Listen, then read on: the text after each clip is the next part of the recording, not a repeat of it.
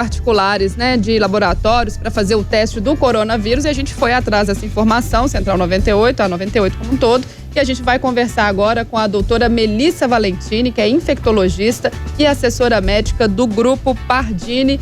Bom dia para você, doutora Melissa. Bom dia. Prazer falar com a senhora aqui no Central 98. Prazer é meu.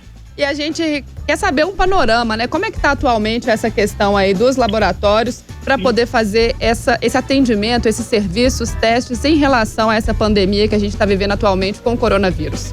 Isso.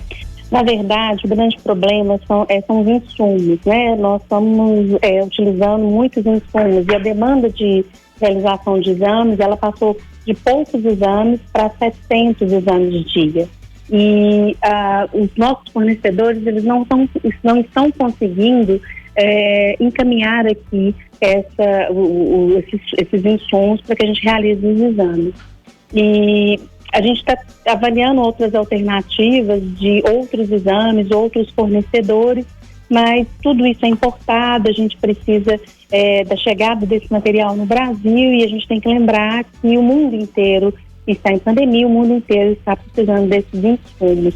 Então, o Pardini tem os exames validados e a gente estava oferecendo pelas coletas domiciliares, mas infelizmente, diante desse novo cenário, nós tivemos que restringir a execução dos exames para os pacientes pacientes hospitalares, a rede hospitalar de Belo Horizonte, que tem o convênio com o Hermes Pardini.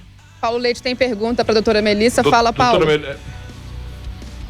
Doutora Melissa, eu estou aqui em isolamento voluntário, eu estou trabalhando em remoto com a rádio, e ontem tinham marcado para mim um exame do Pardini e acabou não sendo realizado por conta dessa nova situação. E é claro, eu estou assintomático, acho que o tempo tem que ser outro mesmo, a preferência daqueles que têm sintomas, daqueles que estão na rede hospitalar. Mas há uma certa intranquilidade quando a gente não consegue entender quando isso poderá voltar ao normal.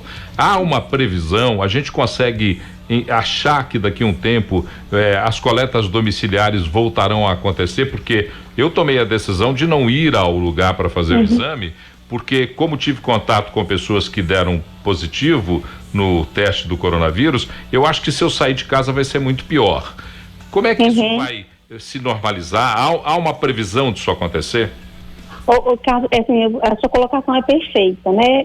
As pessoas que tiveram esse contato, elas realmente, o ideal é se auto-isolar. Hoje a gente tem muita tecnologia para fazer trabalho remoto, para trabalhar em casa, de home office. Eu acho que quem tem essa alternativa, mesmo que não tenha tido contato, é uma opção interessante, uma opção relevante. A gente precisa tirar as pessoas da comunidade, a gente precisa de se isolar para que a gente diminua a transmissão do vírus. Infelizmente, a gente não tem essa previsão, porque aparentemente a nova remessa dos insumos ela só chegaria em abril. Então, o que nós temos aqui não daria para a gente atender toda a nossa demanda, que vem crescente. Agora, a orientação do Ministério da Saúde não é coletar de assintomáticos, não é coletar de pessoas que tiveram contato, é coletar somente de sintomáticos. Por quê? Porque o sintomático é aquele paciente que realmente está transmitindo o vírus, é ele que é o potencial causador de infecções no ambiente. Então, ideal é a gente reservar para eles. E, claro, para os casos graves, para os casos sintomáticos, os casos que tem no hospital, para a gente poder dimensionar o tamanho da nossa epidemia. Doutora Melissa, bom dia. É o João Henrique, tudo bem? Tudo bem, João? Joia. Doutora, eu queria, não sei se a gente consegue explicar o que são esses insumos e também se o laboratório já está pensando outras medidas, como os testes rápidos, como foi feito na Coreia do Sul. Como é que está o movimento em relação a isso?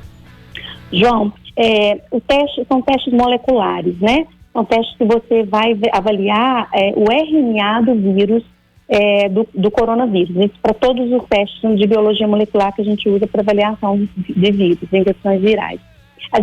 É um teste extremamente trabalhoso, é um teste que eu tenho que extrair o RNA do vírus e depois eu tenho que amplificar esse RNA do vírus. Você tem, como se fosse um quebra-cabeça, eu tenho um quebra-cabeça, eu tenho uma parte do quebra-cabeça. Se eu tenho vírus, o vírus vai encaixar ali, são tipo 3 quebra-cabeças, e eu preciso dessas 3 regiões encaixadas para falar que eu tenho vírus. Então, é um teste todo manual. A gente está avaliando todas as alternativas possíveis, inclusive testes de automação. A gente tem um que não é teste rápido, mas é um teste que você consegue fazer na máquina. A máquina faz a extração e a amplificação para o funcionário, e aí eu não tenho funcionário. Claro que todas essas tecnologias, quanto mais tecnologia eu tenho, mais caro esse teste fica, mas eu acho que nesse momento isso é secundário, porque a gente precisa dar uma resposta à população e aos serviços públicos de retorno dessa epidemia. Então a gente não tem esse prazo, mas a gente espera que seja breve.